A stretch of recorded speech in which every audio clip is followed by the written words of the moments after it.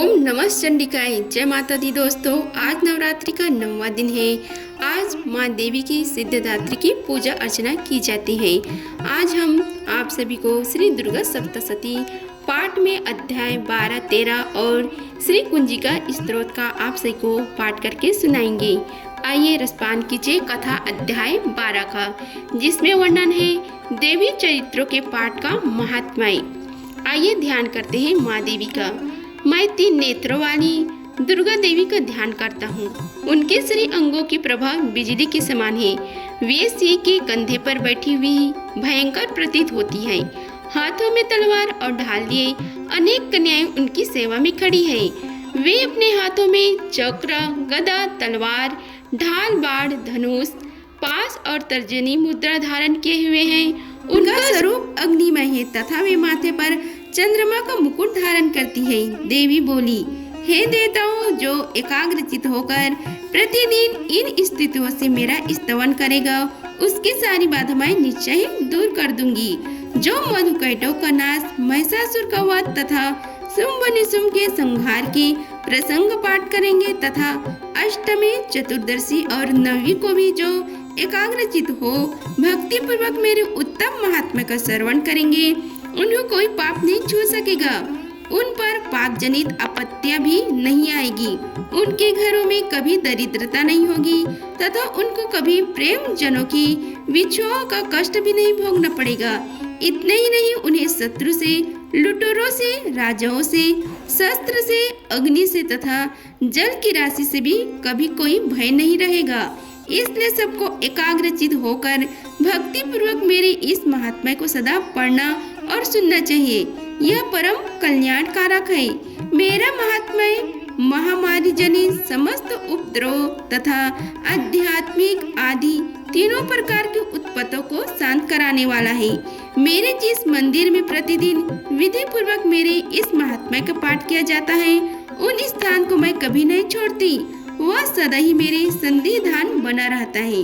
बलिदान, पूजा, होम तथा महा उत्सव के अवसरों पर मेरे इस चरित्र का पूरा पाठ और श्रवण करना चाहिए। ऐसा करने पर मनुष्य विधि को जानकर या बिना जाने भी मेरे लिए जो बलि, पूजा या होम आदि करेगा, उसे मैं बड़ी प्रसन्नता के साथ ग्रहण करूंगी। काल में जो वार्षिक महापूजा की जाती है, उस अवसर पर जो मेरे इस महात्मा को भक्ति पूर्वक सुनेगा, वह मनुष्य मेरे प्रसाद से सब बाधाओं से मुक्त तथा धन, धान्य एवं पुत्र से संपन्न होगा। इसमें तनिक भी संदेह नहीं है। मेरे इस महात्मा मेरे प्रादुर्भाव की सुंदर गाथाएं तथा युद्ध में किए हुए मेरे पराक्रम सुनने से मनुष्य निर्भय हो जाता है। मेरे महात्मा श्रवण करने वाले पुरुषों के शत्रु नष्ट हो जाते हैं। उन्हें कल्याण की प्राप्ति होती है तथा उनका कुल आनंदित रहता है। सर्वत्र शांति, कर्म में बुरे स्वप्न दिखाई देने पर तथा ग्रह जनित भयंकर पीड़ा उपस्थित होने पर मेरा महात्मा श्रवण करना चाहिए। इससे स्वप्न विघ्न तथा भयंकर ग्रह पीड़ा शांत हो जाती है और मनुष्य द्वारा देखा हुआ दुष्स्वप्न शुभ स्वप्न में परिवर्तित हो जाता है। बाल ग्रहों से आक्रांत हुए बालकों के लिए यह महात्मा शांति कारक है तथा मनुष्य के संकट में फूटे होने पर यह अच्छी प्रकार की मित्रता कराने वाला होता है। यह महात्मा समस्त दुराचारियों के बल का नाश करने वाला है। इसके पाठ मात्र से राक्षसों, भूतों और पिशाचों का भी नाश हो जाता है। मेरा यह सब महात्मा मेरे समीप्य की प्राप्ति कराने वाला है। पशु, पुष्प, अघरिया, धूप, दीप, गंध आदि उत्तम सामग्रियों द्वारा पूजन करने से, ब्राह्मणों को भोजन कराने से, होम करने से, प्रतिदिन अभिषेक करने से, नाना प्रकार के अन्य भोगों का अर्पण करने से तथा दान देने आदि से 1 वर्ष तक जो मेरी आराधना की जाती है और उससे मुझे जितनी प्रसन्नता होती है, उतनी प्रसन्नता मेरे इस उत्तम चरित्र का एक बार श्रवण करने मात्र से हो जाती है। यह महात्मा श्रवण करने पर पापों को हल लेती है और आरोग्य प्रदान करता है। मेरे प्रादुर्भाव का कीर्तन समस्त भूतों से रक्षा करता है तथा मेरे युद्ध विषयक चरित्र दुष्ट दैत्यों का संहार करने वाला है। इसके श्रवण करने पर मनुष्य को शत्रु का भय नहीं रहता। हे देवताओं, तुमने और ब्रह्म ऋषियों ने जो मेरी स्तुति की है तथा ब्रह्म जी ने जो स्तुति की है वे सभी कल्याणमयी बुद्धि प्रदान करती है। वन में, सुने मार्ग में अथवा दानव नल से घिर जाने पर, निर्जन स्थान में लुटेरों के दानों में पड़े जाने पर या शत्रुओं से पकड़े जाने पर अथवा जंगल में सिंह, व्याघ्र या जंगली हाथियों के पीछा करने पर, कुपित राजा के आदेश से वध या बंधन के स्थान पर ले जाने पर अथवा महासागरों में नाव पर बैठने के बाद भारी तूफान से नौका की डगमगा जाने पर और अत्यंत भयंकर युद्ध में शास्त्रों का प्रहार हो जाने पर अथवा वेदनाथ से पीड़ित होने पर कि बहुना सभी भयानक बाधाओं के उपस्थित होने पर जो मेरी इस चरित्र का स्मरण करता है वह मनुष्य संकट से मुक्त हो जाता है। मेरे प्रभाव से सिंह आदि हिंसक जंतु नष्ट हो जाते हैं तथा लुटेरे और शत्रु भी मेरे चरित्र का स्मरण करने वाले पुरुष से दूर भागते हैं। ऋषि कहते हैं कि यो कहकर प्रचंड पराक्रमी वाली भगवती चंडिका सब देवताओं की देखते देखते वही अंतर्ध्यान हो गई। फिर समस्त देवता भी शत्रुओं के मारे जाने पर भय हो पहले की भांति यज्ञ भाग का उपयोग करते हुए अपने अपने अधिकार का पालन करने लगे। संसार का विध्वंस कराने वाले महाभयंकर अतुल पराक्रमी देव शत्रु शुंभ तथा महाबली निशुंभ की युद्ध में देवी द्वारा मारे जाने पर शेष दैत्य पाताल लोक को चले गए। हे राजन, इस प्रकार माँ भगवती अंबिका देवी ने नित्य होती हुई भी पुनः पुनः प्रकट होकर जगत की रक्षा करती हैं। वे ही इस विश्व को मोहित करती हैं, वे ही जगत को जन्म देती हैं तथा वे ही प्रार्थना करने पर संतुष्ट हो विज्ञान एवं समृद्धि प्रदान करती है। हे राजन, महाप्रलय के समय महामारी का स्वरूप धारण करने वाली वे महाकाली है इस समस्त ब्रह्मांड में व्याप्त है। वे ही समय समय पर महामारी होती और वे ही स्वयं अजन्म होते हुए भी सृष्टि के रूप में प्रकट होती है।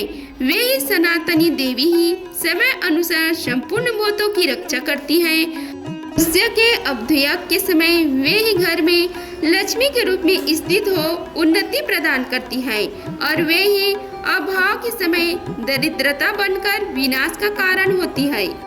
पुष्प, धूप और गंध आदि से पूजन करके उनकी स्तुति करने पर वे धन, पुत्र, धार्मिक बुद्धि तथा उत्तम गति प्रदान करती है। इस प्रकार श्री मार्कंडेय पुराण में सावर्णिक मानवंतर की कथा के अंतर्गत देवी महात्मा में फल स्तुति नामक 12वां अध्याय पूरा हुआ। आइए रसपान कीजिए कथा अध्याय 11 का, जिसमें वर्णन है सूरत और वैश्य को देवी का वरदान। आइए माता का ध्यान करते हैं।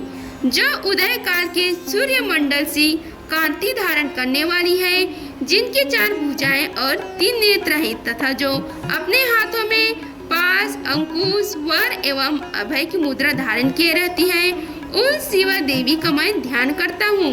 आइए कथा का रसपान कीजिए। श्री मार्कंडेय ऋषि जी कहते हैं कि हे राजन, इस प्रकार मैंने तुमसे देवी के उत्तम महात्म्य का वर्णन किया जो इस जगत को धारण करती है। उन देवी का ऐसे ही प्रभाव है, वे विद्या ज्ञान उत्पन्न करती है। भगवान विष्णु की माया स्वरूपा उन भगवती के द्वारा ही तुम ये वैश्य तथा अन्याय विवेकी जन मोहित होते हैं, मोहित हुए तथा आगे भी मोहित होंगे। हे महाराज, तुम उन्हीं परमेश्वरी की शरण में जाओ। आराधना करने पर वे ही मनुष्य को भोग, स्वर्ग तथा मोक्ष प्रदान करती है। मार्कंडेय जी कहते हैं कि कृष्टुकी जी मेधा मुनि के ये वचन सुनकर राजा सूरत ने उत्तम व्रत का पालन करने वाले उन महाभाग महर्षियों को प्रणाम किया। वे अत्यंत ममता और राज्य प्रहरण से बहुत खिन्न हो चुके थे। हे महामुनि, इसलिए विरक्त होकर वे राजा तथा वैश्य तत्काल तपस्या को चले गए और वे माँ जगदम्बा के दर्शन के लिए नदी के तट पर रहकर तपस्या करने लगे। वे वैश्य उत्तम देवी सूक्त का जाप करते हुए तपस्या में प्रवृत्त हुए। वे दोनों नदी के तट पर देवी की मिट्टी की मूर्ति बनाकर पुष्प, धूप और हवन आदि के द्वारा उनकी आराधना करने लगे। उन्होंने पहले तो आहार को धीरे धीरे कम किया, फिर बिल्कुल निराहार रहकर माँ देवी की मन लगाने लगा। एकाग्रचित पूर्वक उनका चिंतन आरंभ किया। वे दोनों अपने शरीर के रक्त से प्रोक्षित बलि देते हुए लगातार 3 वर्ष तक संयम पूर्वक आराधना करते रहे।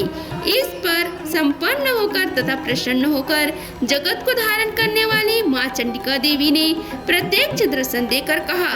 माँ जगदम्बा देवी बोली, हे राजन तथा अपने कुल को आनंदित करने वाले वैश्य, तुम लोग जिस वस्तु के अभिलाष रखते हो वह मुझसे मांगो, मैं तुम्हारी भक्ति भावना से संतुष्ट हूँ, अतः तुम्हें वह सब कुछ दूंगी। मार्कंडे जी कहते हैं कि तब राजा ने दूसरे जन्म में नष्ट न होने वाला राज्य मांगा तथा इस जन्म में शत्रुओं की सेना को बलपूर्वक नष्ट करके पूरा अपना राज्य प्राप्त कर लेने का वरदान मांगा। वैश्य का चित्त संसार की ओर से खिन्न एवं विरक्त हो चुका था और वे बड़े ही बुद्धिमान थे, अतः उस समय उन्होंने तो ममता और अंतरूप अशक्ति का नाश कराने वाला ज्ञान मांगा। देवी बोली, हे राजन, तुम थोड़े ही दिनों में शत्रुओं को मारकर अपना राज्य प्राप्त कर लोगे। अब वह तुम्हारा राज्य स्थिर रहेगा। फिर मृत्यु के पश्चात तुम भगवान विश्ववान सूर्य के अंश से जन्म लेकर इस पृथ्वी पर सवर्णिक मनु के नाम से विख्यात हो गए। वैश्वर्य, तुमने भी जिस वर को मुझसे प्राप्त करने की इच्छा की है उसे देता हूँ, तुम्हें मोक्ष के लिए ज्ञान प्राप्त होगी। श्री मार्कंडे जी कहते हैं कि इस प्रकार उन दोनों को मनोवांछित वरदान देकर तथा उनके द्वारा भक्ति पूर्वक अपनी स्तुति सुनकर देवी अंबिका तत्काल अंतर्ध्यान हो गई। इस तरह देवी से वरदान पाकर क्षत्रियों में श्रेष्ठ सूरत सूर्य से जन्म ले सर्ववर्णिक नामक मनु हुए। इस प्रकार श्री मार्कंड पुराण में सवर्णिक मानवंतर की कथा के अंतर्गत देवी महात्मा में सूरत और वैश्य को वरदान नामक 13वां अध्याय पूरा हुआ। अब हम आप सभी को श्री सिद्ध कुंजिका स्तोत्र का पाठ करके सुनाते हैं। आप सभी ध्यानपूर्वक इनका स्मरण कीजिए। श्री जी बोले, हे देवी सुनो, मैं उत्तम कुंजिका स्तोत्र का उपदेश करूंगा, जिस मंत्र के प्रभाव से देवी का जब पाठ सफल होता है। कवच, अर्गला, किलक, रहस्य, सूक्त, ध्यान, न्यास, यहाँ तक कि अर्चना भी अवश्य नहीं है। केवल कुंजिका के पाठ से दुर्गा पाठ का फल प्राप्त हो जाता है। यह कुंजिका अत्यंत गुप्त और देवी के लिए भी दुर्लभ है। हे पार्वती, इसे स्वयोनि की भांति प्रयत्न पूर्वक गुप्त रखना चाहिए। यह उत्तम कुंजिका स्तोत्र केवल पाठ के द्वारा मरण, मोहन, वशीकरण, स्तंभन और उच्चाटन आदि अभिचारिक उद्देश्यों को सिद्ध करता है। मंत्र है ओम ऐं ह्रीं क्लीं चामुंडाय विच्चे, ओम ग्लौम हूं क्लीं जूं सः ज्वलय ज्वलय ज्वल ज्वल प्रज्वल प्रज्वल, ऐं ह्रीं क्लीं चामुंडाय विच्चे, जल हम सम लम छम फट स्वाहा। मंत्र में आए बीज का अर्थ जानना न संभव है, न आवश्यक है और न वांछनीय, केवल जब पर्याप्त है। हे रुद्र स्वरूपिणी, तुम्हें नमस्कार है। हे मधु, दैत्य को मारने वाली, तुम्हें नमस्कार है। कैटम, भाव विनाशनी को नमस्कार है। महिषासुर को मारने वाली देवी, तुम्हें नमस्कार है। शुंभ का हनन करने वाली और निशुंभ को मारने वाली, तुम्हें नमस्कार है। हे महादेवी, मेरे जप को जागृत और सिद्धि करो। एमकार के रूप में सृष्टि स्वरूपनी, रीम के रूप में सृष्टि पालन करने वाली, क्लीम के रूप में काम रूपनी तथा निखिल ब्रह्मांड की बीज रूपनी देवी, तुम्हें नमस्कार है। चामुंडा के रूप में चंड विनाशनी और ययकार के रूप में तुम वर देने वाली हो। विच्चय रूप में तुम नित्य ही अभय देती हूँ। इस प्रकार ऐं ह्रीं क्लीं चामुंडाय विच्चय, तुम इस मंत्र का स्वरूप हो। धाम धीम धूम धूम धूर्जटे पत्नी, शिव की तुम पत्नी हो। वाम वीम वूम के रूप में तुम वाणी की अधिवासवरी हो। क्राम क्रीम क्रूम के रूप में कालिका देवी, साम सीम सूम के रूप में मेरी कल्याण करो। हुम हुम हुंकार स्वरूपिणी, जम जम जम्भनादिनी, भ्राम भ्रीम भ्रूम के रूप में हे कल्याणकारी भैरवी भवानी, तुम्हें बार बार प्रणाम है। अम कम चम टम तम पम यम सम वीम दुम एम वीम हम छम दिज झगड़े इन सब को तोड़ो और दीप्त करो स्वाहा। पाम पीम पुम के रूप में तुम पार्वती पूर्ण हो। खाम कीम कुम के रूप में तुम खेचरी आकाश चारणी अथवा खेचरी मुद्रा हो। साम सीम सुम स्वरूपिणी सप्तसती देवी के मंत्र को मेरे लिए सिद्ध करो। यह कुंजी का स्त्रोत मंत्रों को जानने के लिए है, इसे भक्तिहीन पुरुष को नहीं देना चाहिए। हे पार्वती, इसे गुप्त रखो। हे देवी, जो बिना कुंजिका के सप्तसती का पाठ करता है उसे उसी प्रकार सिद्धि नहीं मिलती जिस प्रकार वन में रोना निर्थक है। इस प्रकार श्री रुद्रमाला के गौरी तंत्र में शिव पार्वती संवाद में सिद्ध कुंजिका स्त्रोत संपूर्ण हुआ। अगर आप सभी को हमारी वीडियो अच्छी लगी होगी तो वीडियो को लाइक कीजिए, चैनल को सब्सक्राइब कीजिए और कमेंट बॉक्स में जय माता दी लिखिए। धन्यवाद। मिलते हैं अगले वीडियो में, तब तक के लिए जय माता दी।